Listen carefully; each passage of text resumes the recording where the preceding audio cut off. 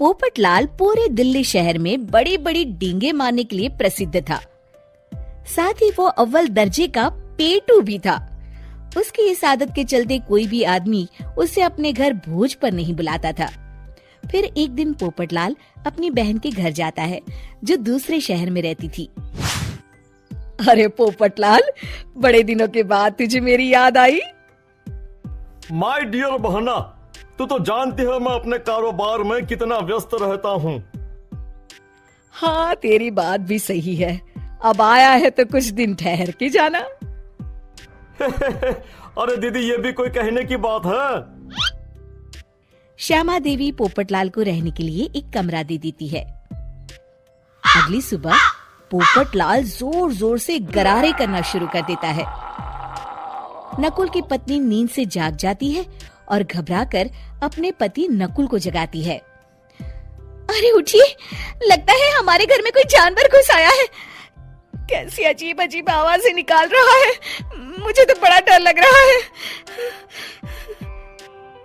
अरे कोई जानवर नहीं है भाग्यवान, पोपटलाल मामा जी हैं, अपना गला साफ कर रहे हैं।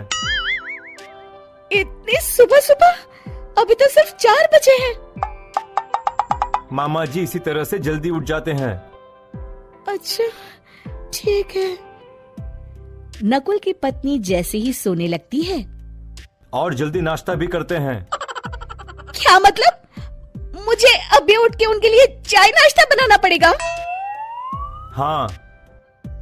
अरे मर गई रे, अब मेरा क्या होगा? फिर थोड़ी देर के बाद नकुल की पत्नी मामा जी के लिए चाय नाश्ता बनाने में जुट जाती है। अरे भाई वाह, बड़ी अच्छी खुशबू आ रही है। बहू, जो भी बना रही हो फटाफट ले आओ, जोरों की भूख लगी है। हाँ मामा जी, अभी लाती हूँ। देखते ही देखते पोपटलाल सारा नाश्ता चट कर जाता है। बहू, कल से पराठे में देसी घी ज्यादा डालना, आज कुछ मजा नहीं आया। हे भगवान, इसका नाम तो पेटू लाल होना चाहिए था। पूरे 10 लोगों का नाश्ता अकेले हजम करने के बाद भी इन्हें मजा नहीं आया। इस तरह रोज पोपटलाल सुबह सुबह घर के सभी लोगों को नींद से बेवक्त जगा देता था और हमेशा खाने की उल्टी सीधी फरमाइश करते रहता था। देखते ही देखते गुप्ता परिवार की दिनचर्या अस्त व्यस्त हो जाती है। अरे भाई, खाने का असली मजा तो इस घर में है। अरे माँ, ये पोपटलाल मामा यहाँ और कितने दिन रुकेंगे? ये अकेले इतना खाना खा जाते हैं कि आज राशन वाला मुझसे पूछ रहा था कि अरे भाई, क्या आप लोगों ने घर में हाथी पाल लिया है? अरे बेटा, अब घर के मेहमान को कोई सीधे मुंह कैसे निकाल सकता है? माँ जी, अब बर्दाश्त की इंतहा हो गई है। मैं अकेले इतना काम नहीं कर सकती। आखिर मैं भी इंसान हूँ। मैं कल ही अपने मायके चली जाऊंगी। अरे भाग्यवान, हम सबको मुसीबत में अकेला छोड़कर तुम कहाँ जा रही हो? जरा सब्र करो, मैं कुछ सोचता हूँ। अगले दिन एक डॉक्टर साहब उस घर में आते हैं। अरे नकुल बेटा, ये डॉक्टर यहाँ क्यों आया है? अरे मामा जी, माँ की तबीयत बहुत खराब है।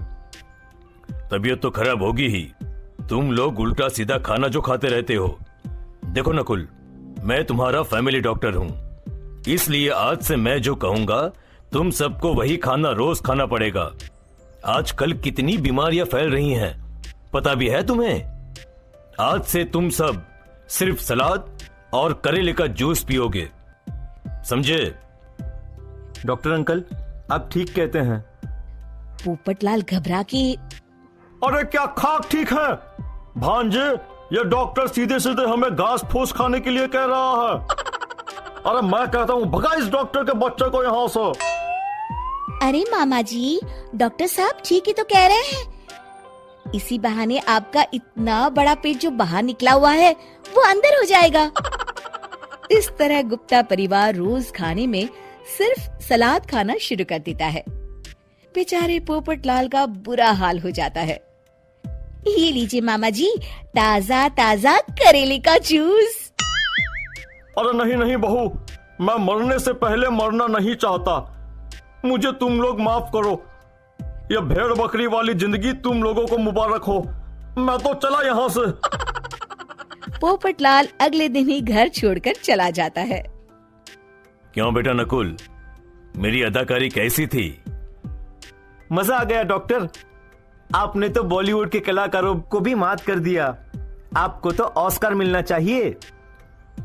बेटा ये थोड़ा ज्यादा हो गया।